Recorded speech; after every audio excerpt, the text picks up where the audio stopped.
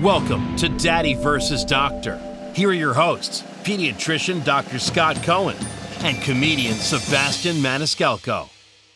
What's up, everybody? Welcome to Daddy versus Doctor. This is Dr. Scott Cohen. My name is Sebastian Maniscalco. We have a unbelievable show for you today. We have a stepfather trying to discipline his stepkids. We also have a gentleman whose daughter is going through puberty, and a unbelievable caller who's dealing with a son who is blind and has Down syndrome. You're not going to want to miss this. This one is a tearjerker.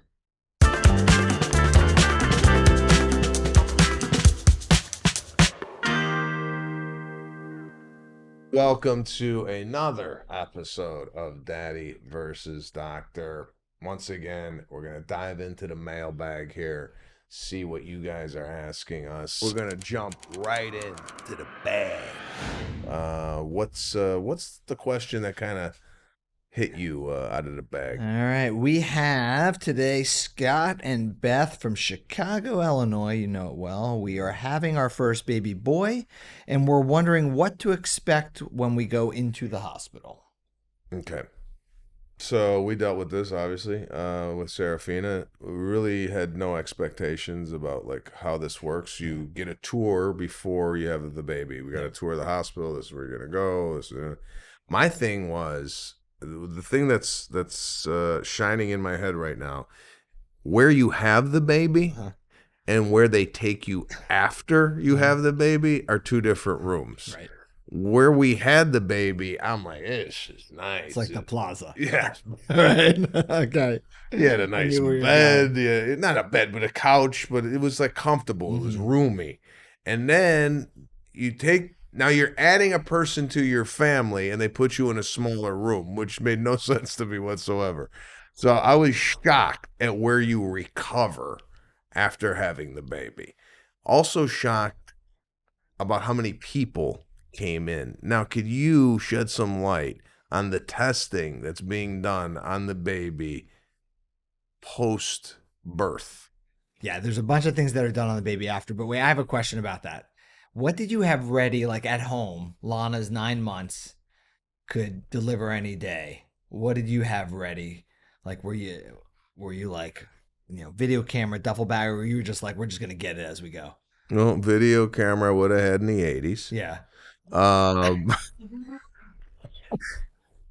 The crazy thing is we had a video camera 14 years ago. We had a video camera. Camera. That's crazy. Right. Now, you didn't video the birth, did you? We videoed the birth. Oh, now let me get into this. Yes. Why? Like you're there? Memento, you're there? Yeah. With the thing and coming. We did have, it felt like a standing room only delivery. We had the OB. My wife was there, obviously. I was there. There's a nurse. My mother was there. My sister-in-law, my wife's best friend. In the room? Yeah, there was a candy striper that came in and just hung out with my mom the whole time. I felt like we had like stands, and it wasn't part of the plan. But then the OB started just like, somebody grab that leg, grab some ice, grab that leg. Scott, you start videotaping. It was a whole like an orchestra. See, I was flabbergasted with the amount of help. Yeah. The doctor was asking from people that weren't licensed to do anything. Plus, is it clean to have 15 people in the room? Well, they didn't. They must have. I don't think they could do that anymore because it was very minimal. I thought there was going to be a lot more medical professionals in the room with us, but turned out to be the OB, a nurse, me, and Lana's mom. Yeah. So we had 5-1 commoners versus medical. Wow. Probably the opposite of what should happen. All right. So to get back to your question. Before we jump off that, 1 second. I'm sorry. Have you and Aaron been sitting around the house going, nothing to watch tonight? Pop in the birth video. Have you watched it since it happened? I don't think we have. I don't know. That's what I'm saying. Like, where does that go? Like, you say memento. Like, well, Yeah. who watches that after? I mean, we should maybe show the girls later. Right? Maybe I'm holding up like the Lion King, like this is my I daughter. can see after. Right. I can't No, see I the don't actual think there was videotaping of the vaginal Right. canal But it's a coming open. beautiful thing. Yeah, no, I was there. I said I didn't want to look, but then I did look to see it, and it is fascinating. Yeah. I mean, it's like a human being coming out of another human being is definitely fascinating. I don't know if I would video record it. Although, getting back to Yeah, the so testing, after, what's going yeah, on? so after the baby's born, and it's good for parents to know what happens because a lot of times it happens before anybody gets there. There's some tests that they run. They offer to give the baby a bath at some point before they get discharged. Good idea. They give antibiotic eye ointment called erythromycin eye ointment on the eyes to prevent infection. They gave a vitamin K shot to help bleeding.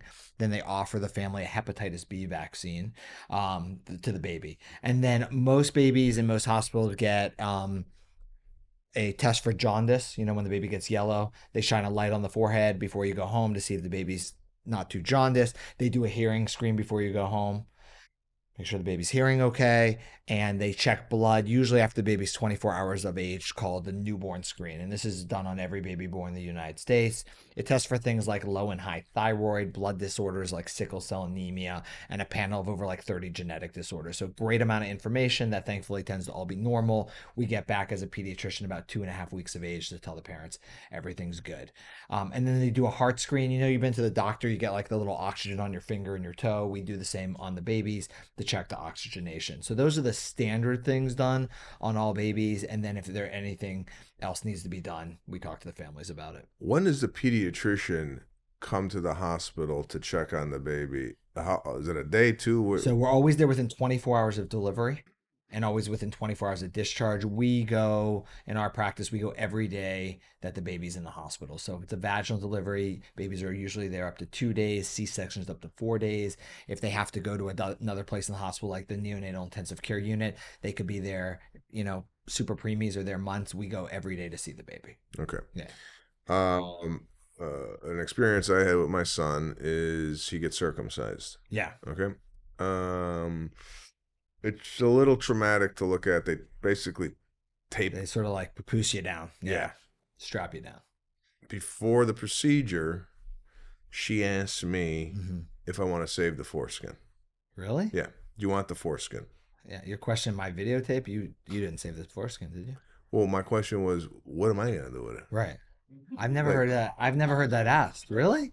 Yeah. Do you want to save this foreskin? Yeah. And I said, what do I do with the foreskin? She's like, some people save it. Mm-hmm. And I'm like, what am I going to do? Like a tooth.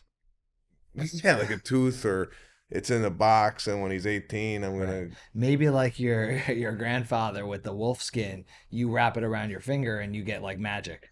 Well, that you could maybe do that, start a new tradition, but I just didn't know, like, if Caruso wanted his dick back at 18. Here's the rest of it. I don't know what you do with foreskin, and how do you preserve that? Is it in the freezer next to the ice cream? Like, what do you do? Do you know, honest to God, how you preserve foreskin? I don't, because I know we have all their teeth in like little containers. Well, the teeth stay. I don't know the foreskin. I'm not having dinner at your house anymore. We didn't save it. And I have girls. We didn't save it. I didn't have to deal with it. Also, another question, and this goes out to the audience. I looked at the bill for the circumcision. Mm-hmm. You know what they charge for a circumcision? The OB? Tell me. You give a guess. $5,000. $298. $298? Yeah. Oh, that's cheap. A good deal. Cheap. Wow. I was really pleased with the. It is based on size, though. So yeah. Well, it's another thing. They could have charged. They could have charged me $5,000, joke. and I would have paid. Uh-huh. So that's how we're starting off this show. Foreskin, Mailbag. and Mailbag. You got questions about foreskin? Call us. Email us. daddyversedoctor@gmail.com. This man right here will answer all your questions. I haven't seen a question that you could not handle in 17 of these episodes. Wow. Challenge accepted. That's it. That's good. So we'll see you in the bag.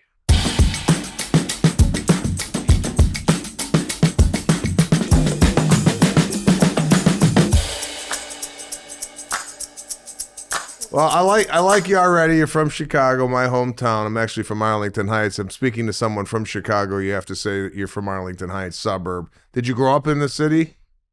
No, I actually grew up in Cincinnati, Ohio, Okay, the but I've hell with been you here. then. Okay, we got a 5-month-old feeding issues. What's feeding Yeah. pattern? So yes, my husband and I are first-time parents, and little girl Josie is adorable, and she feeds every 2 to 3 hours. At one point, she was doing like a 3 to 4 hour stretch at night, which was fine. But now, over the last couple of weeks, she's back to every 2 hours, and it's literally like on the dot every 2 hours. She has not missed a meal since she's been born. Like, has been a good feeder from day one. But I just don't know if this is normal, or is she doing this out of comfort, actually being hungry, or out of habit? And are we creating a monster? Just feeding every 2 hours. So I think we had I don't know if I had this question or we heard this question in the past in regards to how do you determine in a newborn whether it's hunger or just being fussy? What is there a certain? I remember, God, Lana's sister gave us a video to determine the different cries. And different what they mean. cries. I This don't know is how that works. this. It seems like so much work. Yeah. To figure out the hype. Yeah. Until they can tell you. So your daughter is breastfed, you said? Yes, it's Okay. exclusively breastfeeding, and she is exclusively breastfed. And she, during daycare, she's bottle fed, and my husband will give her a bottle occasionally, but mostly it's me breastfeeding. And she's been gaining weight and growing normally? Oh yes, Okay. yeah, she is probably almost 17, 18. She's Got healthy. it. And have you started food yet? No, we are going to start that this week. Okay. So this also, I like my 2 to 4 rule. So for the first 2 to 4 months of a child's life, it's normal that they feed every 2 to 4 hours around the clock. And when they take bottles, typically take about 2 to 4 ounces. You know, we're not robots. It's not exact amounts, but it's ranges. And with the bottle, it's nice because it's there if she wants it. When she's done, there's nothing you can do to make her take more. And if she finishes it and wants more, you give it to her. Typically then after 4 months, we hope that we get them sleeping through the night so they can go 10 hours minimum without feeding. So that maybe if she's still every 2 hours at night, that may be something to consider, like some sort of sleep training, because my guess is all those feedings are comfort. And when you eliminate those feedings in a healthy child, they don't make up the difference during the day and they grow exactly the same. And then anywhere in that 2 to 4 hour range during the day is still normal. If she fusses under 2 hours, considering she's gaining weight and feeding well, that's when overfeeding, that's when I would try to do other things first. You know, walk around, pause, do something till at least you get to the 2 hour mark. Because my guess is if it's before that, that's more comfort. And then in the 4 to 6 month period, which is where you are, if it's okay with your doctor, introducing solids is great. Usually doesn't necessarily change the volume of or frequency of milk intake right off the bat because the volume of food they take isn't huge right off the bat. But it's a nice thing to start because as she increases her solid intake, naturally her milk intake volume or frequency will decrease, which is going to help you in the long run. So 2 hours is normal. Some babies are 2 hour feeders. I'd feel better if she was every 2 hours and she was sleeping through the night, which my guess is you would too. Me too, yes. Right? Even just like a 4 hour chunk would be amazing. And make your husband do more bottles. You need a break. You know, but home. That's true. Or maybe but not at night. You know, if she starts sleeping longer through the night, you could sort of slow down at night also. So your milk supply will slow down at night, but she doesn't need it and then pick up again during the day. Did you give the 3 a.m. bottle? I didn't participate, I don't think, in the feeding. Do you know how many kids that you have? I have 2. Yes. Okay. I do remember the pumping mechanism. Yes. Needs to be redesigned. Okay. I just remember my wife putting these 2 things on her breast, and literally her nipples were being like, they were like long, and in the I go, hey, this is great. Can we get something that's a little bit more? No, now they have ones that fit in the bra. I mean, amazing. Hands free. Do you have that? I don't want to look at it either, but no, I don't. I have the one that you're explaining, Sebastian. Yeah, the thing, and then and then I think it was in a bag that I had to put in the freezer. Then I had to label it. How long does breast milk last? Is this something that we Yeah. could? My rule of fives. I'm all numbers today. You Okay. love numbers. I love numbers. So I say 5 hours out, 5 days refrigerator, 5 months freezer. And you'll go on the internet and there'll be all these ranges, but I'm a dumb dad at home. Simple things. 555. 555. There you have it. So if we could eliminate those feedings at night, that's what I'm hearing. Then you'd be happy. Thank goodness for concealer and coffee, honestly. I don't know. You look fantastic. Yeah. I don't see any bags, no nothing. But I Thank you. think it's only fair. You do every 2 hours during the day. Maybe somebody else does every 2 hours at night. Okay. Where is it? You don't even want to No, be on I know, camera, let exactly. alone he's going to feed the baby. Jeez. I'm only paying it forward because my wife heard me say it, so I had to do it. Whether I did it or not all the time, I don't know, but that's for a different discussion. Really good sleep training, and I've listened to the other podcast or the shows people talk about sleep training, and I know the crying it out. I just don't want to do it. Yeah. And have to leave. But you don't have to cry out. I know that gives a bad name, and as a parent, I couldn't do it either. I mean, it's heartbreaking to hear your child cry. So it's finding where you feel comfortable letting her self-soothe to a point and then prolonging those feedings as best as possible. So yeah, I mean, I wouldn't be able to let my baby cry for hours on end. You just do small intervals until you feel comfortable, and hopefully, at least she'll gradually go longer, because it is. I mean, when you hear your child cry, it's horrible. Yeah, it's awful. Although I reached that hump where I was able to go, okay, not hurt.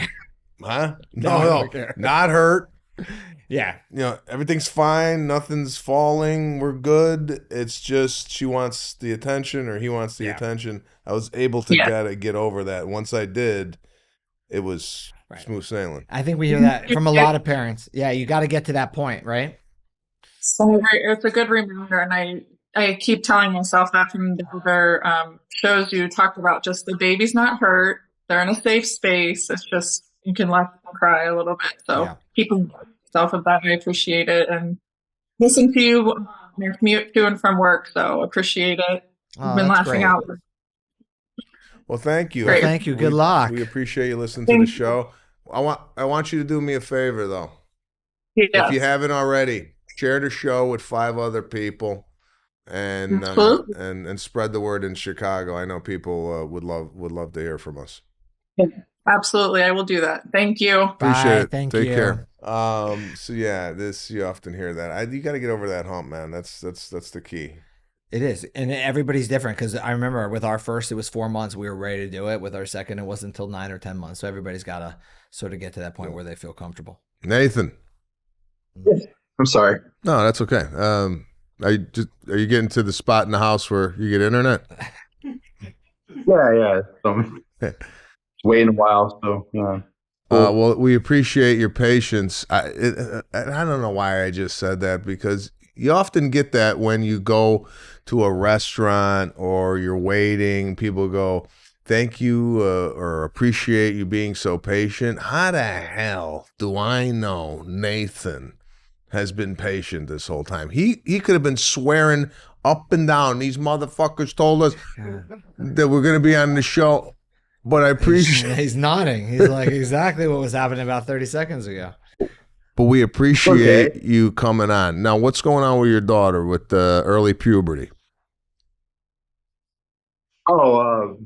That's you, right? She has little brothers, and I guess she's been smothering their heads on her, like she'd lift up her shirt and like rub their heads on her newly sprouting womanhood. Okay. What, how old? She's 12. Okay, is that Oh, early? but that's normal to start puberty.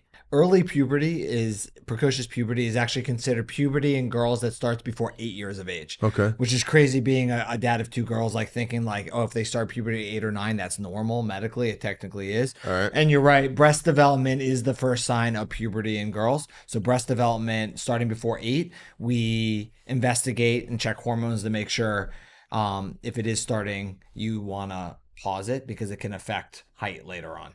But 12-year-old starting puberty seems very, very normal. Well, I mean, I guess I was more worried about the fact that she's as a weapon, I guess. And I just want to be able to like Oh, using it as a maybe weapon that's like what against her watching. brothers? Yeah, Like because smashing she's the brother's head against the breast? yeah, Yeah. yeah. All right, that's Yeah, all you. have you ever heard of anybody using their breasts early on As weapons. as a weapon? No. Right? I mean, this is throwing the doctor off. He didn't learn this shit in school. Yeah. You kidding me? no, I mean, I think it's important that right now she's becoming a young woman, puberty starting, talking about, right, your body's your body. And it's really more about nobody should be touching your body. It's private, things like that, whether it's a friend, an adult, or a sibling. All right. I mean, what do you think? Yeah. He's horsing around. No, I mean, is that? Yeah. I mean, they're horsing around, but I think, pulling up your shirt or using the breath, like there has to be some limits, right? Yeah, to yeah. explain, just so that they know that we shouldn't be touching other people's body. Because then you have the brother punching or twisting a breast or something like that. Yeah. Not necessarily appropriate. You don't want other people doing it to her. So setting some sort of, Yeah. yeah. Right? I agree. you I mean, agree? I All don't listen. I got a daughter. She's 5. When she turns 12, I don't want Caruso to get hit with a tit on the way to the bathroom. I mean, what the hell? No, I mean, you never heard this before. This is all new stuff to me. 20 years in med school, you just don't get Yeah, you questions don't like get this. you don't get the. No. You don't get this any other podcast. I just hope the wait was worth it. Thank you. Yeah. Of course, thank you. Thanks, brother. Be good. So You too. You got it. I thought the question was on early puberty, and that is a thing. If a boy or girl goes into puberty earlier, why that's an issue is because the earlier you go through puberty, you close the growth plates in your bones, Yeah. and then you don't maintain the height you were supposed to be. Right? Listen, these are make these callers Exactly. You've lost. makes the show go. You all don't. right? You don't know what you're gonna get, and I'm just very medically talking about precocious puberty. You know what we should talk about? Let's talk about. We're gonna be a little. Let's talk about like some dad fails. Oh, okay, yeah. All right. Let's talk about Because, details. like I said, I'm sort of a dumb dad at home, and everything that shouldn't happen happens on my watch. Even like the expert makes the same mistakes. Do you have like a dad fail? Like you remember you were like, oh, I messed that one up. So one that comes to mind was Serafina. I had a bottle feed her, and I had it was a sippy cup, Okay. not a bottle. And the sippy cup, it's bigger. Yeah. Thanks. And I was using that as the bottle, and it was coming out. It was like a waterboarding, right? And I'm like, Yeah. take it, like she normally takes the milk, but it was coming at such a high rate of speed that she kept spitting it out. And when I told Lana, I go, I don't know, she wouldn't drink the milk. She kept spitting it out. She goes, because the hole is 8 times bigger than what she's normally used to. That, and I didn't buckle her all the way in on a drive to go get Lana because she was sleeping. And I think I might have discussed this on another podcast where I put her in a car seat unbuckled and I drove without her buckled in. But I'm going to show you here. I just want to show you. I got to show you this thing. I got to show you. My mother sent me a photo of me in a car seat in 1973, and I'm going to show you the difference on what car seats are today and what car seats were back in the day. Hold on, talk while I look for this. Your fail was something that you had mentioned, there's and many, and the one that you have actually video of it, which is fascinating. Which I'll tee up, and then we'll show the video. The video's been in a vault for a very long time, but Aubrey was 3 years old. My daughter's now 14, so it's been in the vault for 11 years. So she was in a crib. She never tried to climb out of the crib, so we never got rid of the crib. And then, when they're tall enough to climb out, usually around 2.5 or so, you convert the crib to the toddler bed. Okay. So that day we had put her down for a nap. Erin and I, my wife and I, are downstairs. Half an hour later, Aubrey's standing there. Hey, mommy. Hey, daddy. I'm like, whoa, what happened? She had climbed out of the crib, walked down the stairs, and there she was. Frightening. So that night, I said, after her bath, for nostalgic sake, before I convert the crib to the toddler bed, let me show us how you climbed out so nicely from the crib. So here I am in a beautiful bathrobe. Look at that. It's amazing. Wait, before you even play this. Hold on. You wear a robe? I mean, then I did. Excuse me. Yeah. You know what Bless it you. is? I mean, You know what it you're is? allergic to the robe? No, I'm allergic to. You got cat residue I on your don't shirt. have cat. This is clean. If we have cats, he's allergic to cats. I don't get this shit out of nowhere. Something's wrong. Something's coming up over the table. All Go right. ahead. All right, so I'm in the bathrobe, obviously, and play the tape. Oh God, So that's a pediatrician. By the way. I was introducing it thinking she was going to climb beautifully over like she did that afternoon. Yeah. It looks like I'm introducing my child falling out of a crib like I'm a horrible person. Yeah. So to date, I had never examined her. And all I'm thinking in my head is, I've had kids come to the office with broken arms and legs falling out of a crib. I'm going to have to take her to the emergency room. I'm going to have a child with a broken arm. I have a video of me introducing it. Child Protective Services is going to come. I'm a pediatrician. This is horrible. Examined her. She was fine. The video's been in the vault for 11 years. And now I'm sharing my dad fail with them. So after seeing that, right? Yeah. Anybody out there that has any dad fails, please send us your dad fails. We will host them on our Instagram page for everybody else to laugh at. Believe me, I know it must have felt awful, but who knew 11 years later this was going to be a nugget of information on the Daddy versus Doctor It didn't hurt her. podcast. Now that we've seen that, I just want to show, Patrick, I sent you a photo of me in what my mom says was a car seat. This is me in 1973 in a car seat. Now, if we want to examine the harness is a man's belt. Yeah. Really. I mean, that's what they were using. Which fits because you're wearing like a little man suit. And what kind of hat are you got going on I was there? stunning.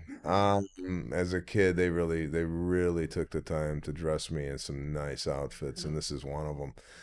What's amazing? Did your mom knit the chair in the back? Like that's like knit work. Probably homemade. Patchwork. Probably homemade, or maybe bought at Weebles. For those of you who are born in the 70s, you will know Weebles.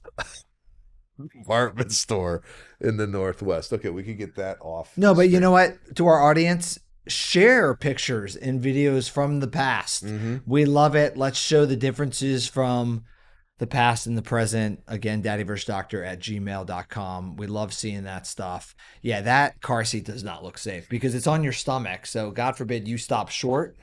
It's like that. And who knows if that chair was even latched to anything. I think it was just thrown in the back seat, and hopefully I stayed in it. But hey, turned out great.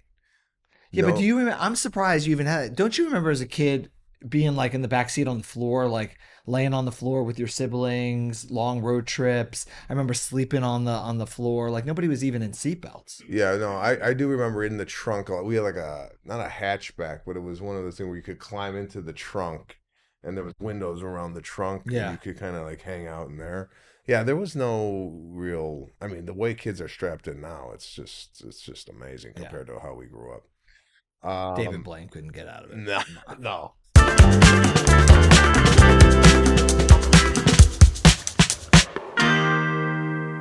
I'm at work right now, bro. I'm a bartender at a restaurant, so we're popping right now. Well, we got people ordering drinks, and you ran out on the bar, and we got a backup bartender? For sure, that's exactly what's going on, yes. Cool. So what's up? What brings you on the podcast today? Okay, so I'm like a new stepdad. I'm 27 years old. I have 0 kids of my own. I've been with my fiance for like 2 years, but I've been really close with her kids like the last 7 months. They live with me. And it all started out like I just wanted to be friends with them. Like I wanted them to be comfortable with me. And then it's getting to the point where like, all right, they love me, they're comfortable. Now I need to start like disciplining them. And it's like, I don't know the transition is like freaking me out.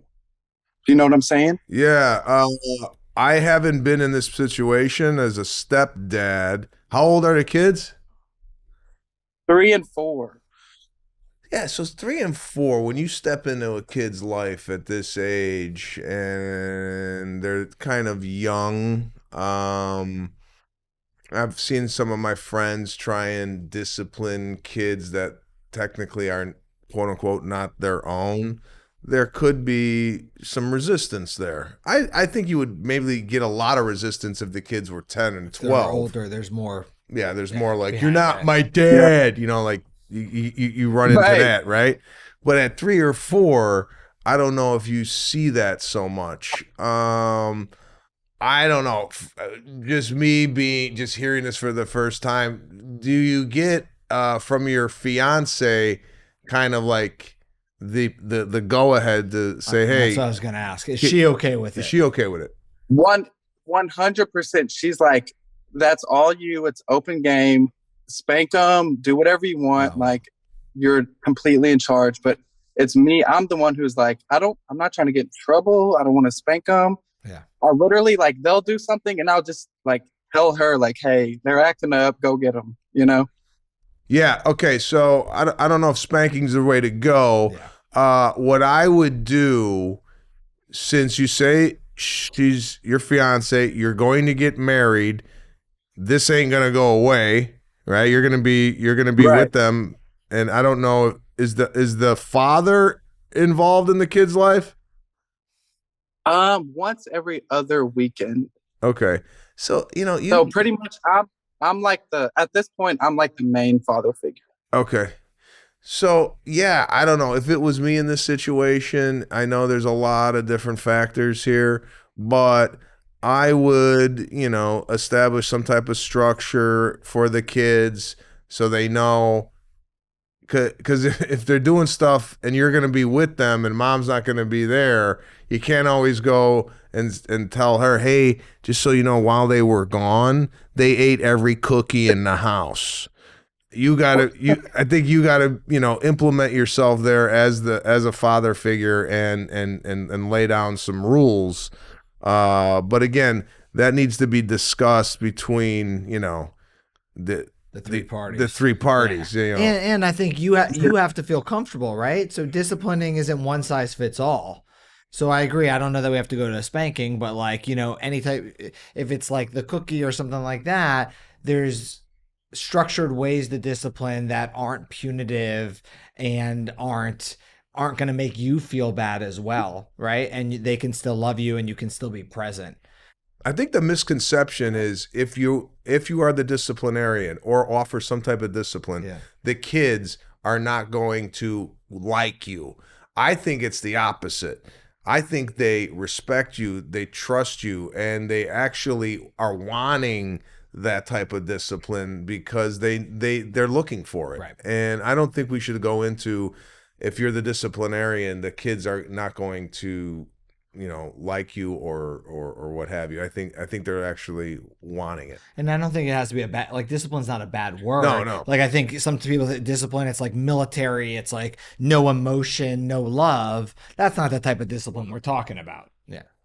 Yeah, I think discipline equals love, right? Like if you love them, you want them to be disciplined. Yeah. Yeah, you want them to be safe. A lot of discipline is you're keeping them safe, right? You can't climb up on the back of the bookshelf or you're going to fall off and hurt yourself.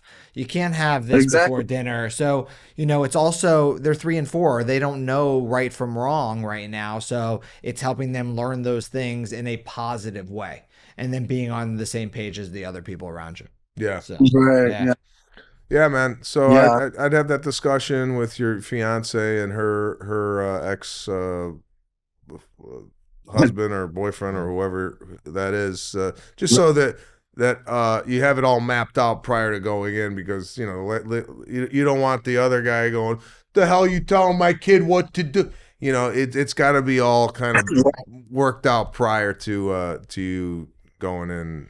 But I mean, the fact that he's that you wanted to come on and ask that question and you care so much that you want to do it the right way tells me. Yeah, it tells me you're on the right page. I mean, look at how much you care. You're in your car, you're at work in the dark in your car, in my car, talking to us about it while someone's looking for a dirty martini. That's exactly what they're looking for sure. Yes. Well, go back to work. We wish you the best, brother. All right. Thank you guys so much. I appreciate it. You got it. You're welcome. You got it. Take care. Yeah. Tough thing to navigate that whole, It really is, because you have to know, like, what's your place. I think that's probably the hardest thing. I don't know personally, but yeah, it's tough, man. I'm thinking about that now. Getting into a relationship with a mother who's got 2 young kids like that, and now you are 27. He's young. 27 years old. What was I doing at 27? Let me rewind the clock here. 27 years old. I thought I was dying because there's a story. Uh-oh. I wanted hotel type sheets on my bed. When you go to a hotel, they're always amazing, crisp, clean. So I had my sheets dry cleaned and pressed instead of laundered. Okay. So who does this? It's amazing. I made the bed and I got into bed. I'm like, oh wow, this is beautiful. I woke up the next morning. I couldn't breathe. Right. I was breathing in. I think this is my own medical. Right. I was breathing in the dry cleaning fumes off the sheets and the pillow. Okay. And I went to the doctor and I told him I dry clean my sheets and I can't breathe. And she was like, I never heard of that. And she gave me a painkiller, right? I don't know what it was. It was one of the, I don't know why I got a painkiller on that. You went to a medical doctor? I went to a medical doctor. All right. Got a painkiller. Took the painkiller. And I never took painkillers before. I slept for 22 hours. Yeah. Beautiful. What? Didn't feel right. Didn't feel good. Yeah. You dry cleaned your sheets and you became addicted to oxycodone. What is the story? I threw the painkillers out. I bought new sheets. Never had that problem again. The lesson here is don't dry clean your sheets. I think there's more than one lesson here. Where did he? All right. What were you doing at 27? I was in med school. It's a different life here. It's a different med school. No, training to be a residency. pediatrician. Yeah, one of those things. Sniffing sheets. Like when people ask me questions and then somehow like the answers, like I try to come up with answers, and then you do the same with stories. Where did all the stories come from? Do you stay up at night? Do these things just pop in your head? No, that's the beauty of this podcast. It's igniting stories that I haven't thought about in almost 20 years. Yeah. So maybe they appreciate should stay deep. Stay on set. Who do we got next in our wonderful queue of callers? How's it going there? Oh, we're good, man. How you doing? Pretty good. The red just pops. Yeah, I like man. it. It's It's Christmas nice to have red. some color. It matches your background on the screen right there. So I figured, I gotta match. Perfect. So what's up? What's up brings you on the show today? Well, like I wrote in my email, single dad to the child with disabilities. 19 years actually. Wow, time flies. 19 years. I've been pretty much doing it on my own and managing a career. Prior military. And he was born right after I left the military. And so, here I am, mid-40s, asking myself, what am I doing? It's crazy. crazy. Well, you seem to have been have been doing it. I mean, this has been going on for 19 years, right? 15 years. Yeah. But, again, from everybody I talk to, my friends, family, mostly men, I don't know how you do it. I cannot do it. So I asked myself, am I crazy? I mean, what kind of level of energy or, so I take care of all the military hospitals, full-time government employee. And it's nonstop from the moment I wake up to the moment I go to sleep. Well, whenever he goes to sleep, because he's blind and blind people don't have a sense of time. They don't know night or day. So he'll wake up early and go to sleep early. He'll wake up late and go to sleep. It just fluctuates his sleeping patterns. Wow. Yeah. So last night, he went to sleep early and decided to get up at 4:30. Yeah. Well, So even though here's a question. I don't know if you know this. Even though you're blind, does your body know how much rest it needs? Or do you wake up? It affects your circadian rhythm, like you said. So you just can be up at certain times and sleeping other times. It's just hard. Okay, Yeah. so your rhythm is off with being blind. Okay, so yeah, man. Listen, from what I know about being a parent, and I've only been a parent for 5.5 years, and I'm fortunate enough to have a wife, and I can't imagine working full time and then having a blind child and what all is involved in that. But it sounds like you've been able to do this over the course of your child's life. So, I mean, I don't necessarily know what your question is. You seem to have been doing this. What's the yeah. what's the So he has Down syndrome. So as I get older and he gets older, Down syndrome, the chromosomal defects, their health gets more complicated. And as we get older as men, we don't get any younger. Our health deteriorates. So for me, it's like, at what point is the tipping point where I come to realize, can I physically and mentally do this? Because as I'm getting older, and his situation might get complicated. Yeah. At what point that crossover? Yeah. Yes. So I think, yeah, I think this is really hard. I mean, first of all, thank you for your service. I think parenting is the hardest job. I mean, parenting at its base is the hardest job in the world. I mean, I know that when I go to work or my wife goes to work, how we say it's actually easier than staying home with kids. And then it's quadrupled with the experience that you're having, obviously, with any child that's disabled. I think finding developing, which I'm sure you've done to some degree over the last 19 years, some sort of support network that can help you. And also finding things that you enjoy in your own personal life that you can make time for as well. Because if you don't have that, I think then it becomes like you're just running on a wheel and you feel like, how am I Yeah. going to keep up? Which it sounds like what you're saying. And I think that's Yeah. really, really difficult. And if you can create some sort of support structure, whether it's daytime, nighttime, helping with your son, helping when you're at work, during those times where you are able to do something you enjoy, because that's important too, right? Because obviously you're caring for your son and you're doing an amazing job, but you also have to find time for yourself so that you can do a better job when you're finding time with your son, right?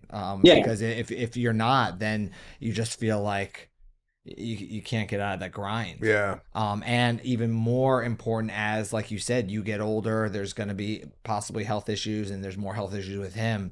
Finding that support network that can help you, Yeah. which we all need. Yeah. Do you have like a support system around you that you could kind of rely on, or do you need help getting that, or what's No, I mean, family, brothers are in Florida, sisters in New Jersey. I'm from New York City, so city kid.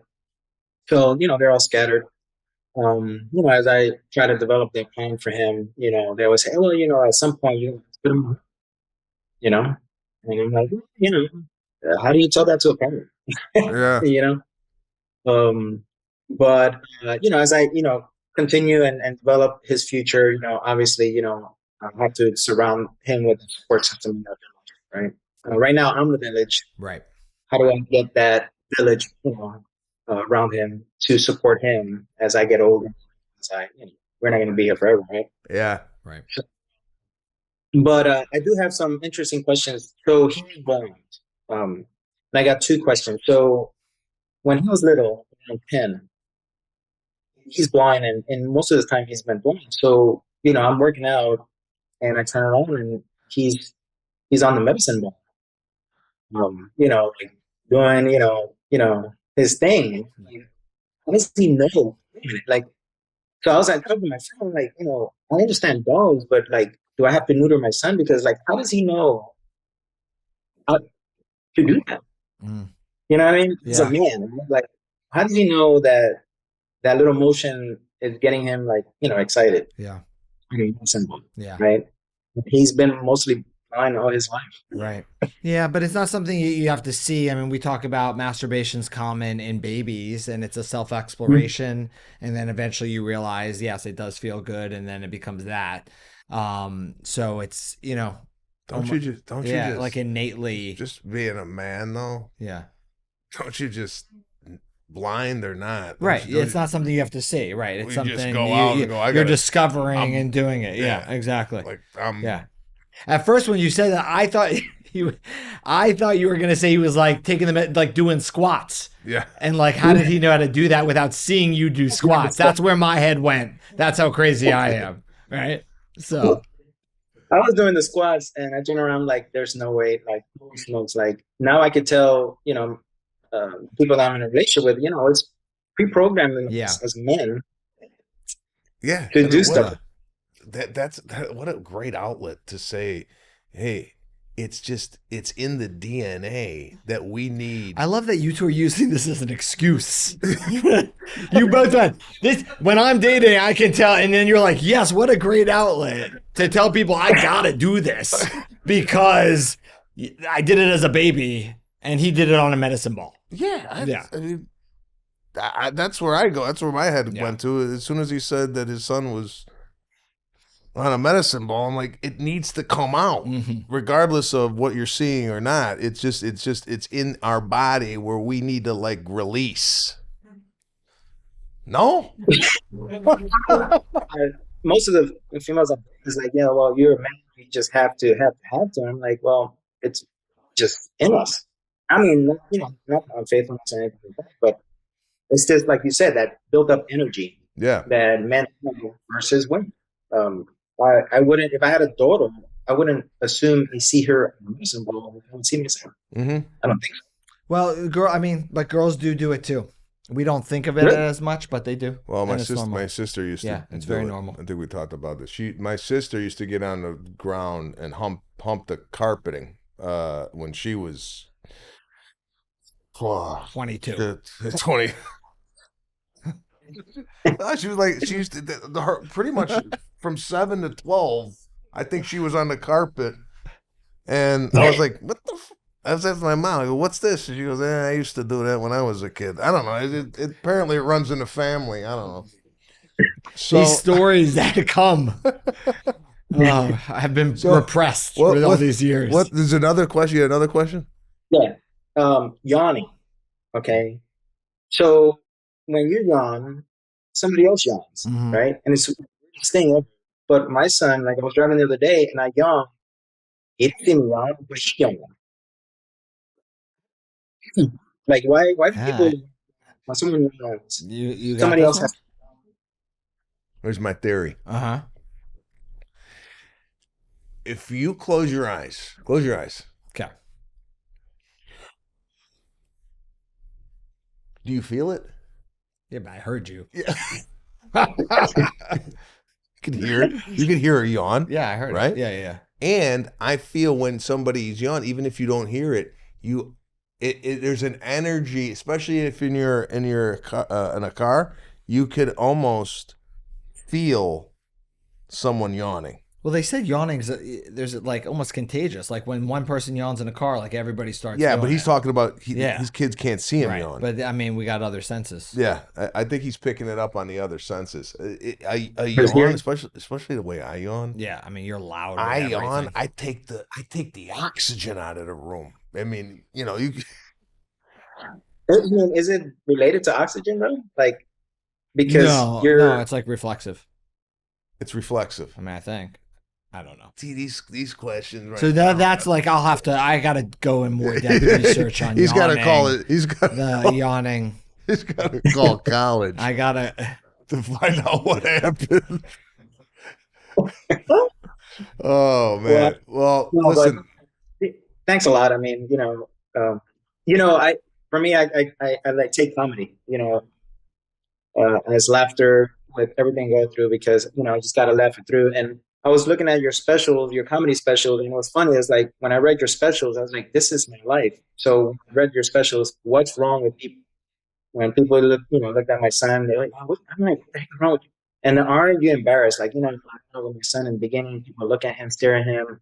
And I'm like, and then why would you do what you do? Why would you do that? Right. And I'm reading all these titles. I'm like, this funniest thing. And stay hungry. It's like, keep motivated. And then is it me? Wow. Am I crazy for, continue to do this, Wow, bro. And, it's funny that you said all those titles, and for some reason or another, they're relating to your life. Really interesting for me to hear those said back to me, and how they touched you in a way. And I'm glad that you found my comedy and that I had a little, that you could get a little relief from maybe watching someone laugh. Because when we started this, it was going to be called "Laughter is the Best Medicine," but then it was a little too broad, so we changed it to this. But man, we do a lot of callers, and then there's certain callers that we come upon like yourself. And I know just in talking to you that I'm going to take away from this conversation when I go home. Sometimes you think you got it not bad, but you think, oh, the world's coming crashing around me. My kid's doing this, my kid's doing that. And then you talk to someone like you and you're like, I ain't going through nothing. No. You did it, and you did it better. Yeah. So it's not only that this call might shed a little light on your situation, I think we're walking away from it 10 times more enlightened on what people are actually going through on a day-to-day. And we appreciate you calling the show. Absolutely. Thanks a lot, guys. I appreciate it.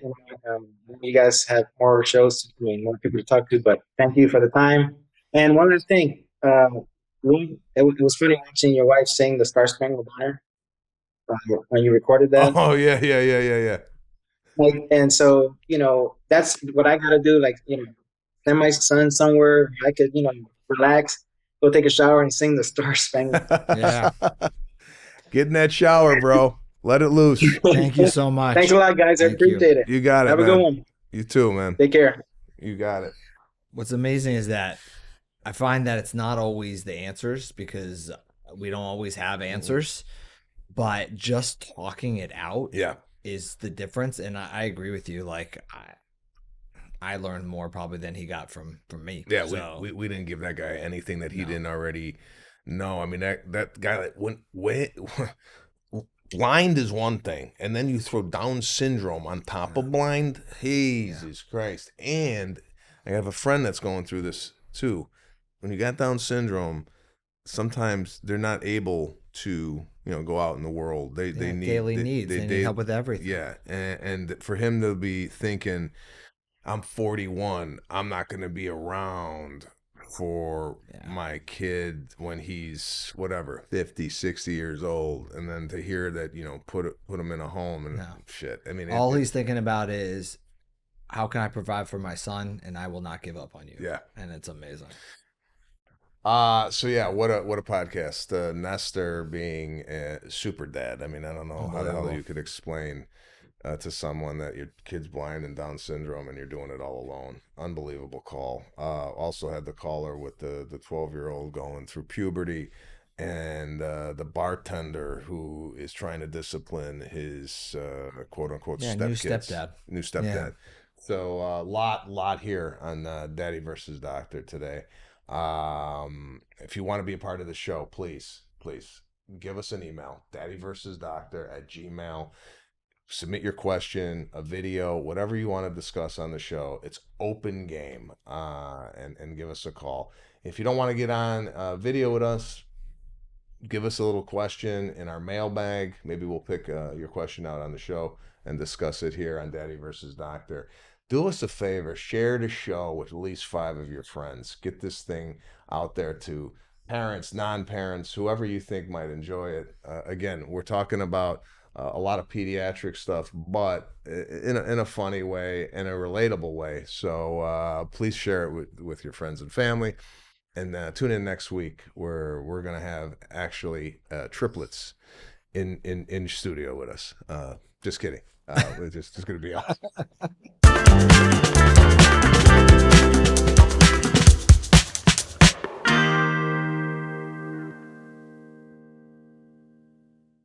The opinions expressed in this program are not intended as professional medical advice, as a diagnosis, as a treatment protocol, or as a substitute for professional medical advice from your physician. Please consider your own medical history and consult with your own physician for your specific healthcare and/or medical needs and about your concerns for yourself and your family.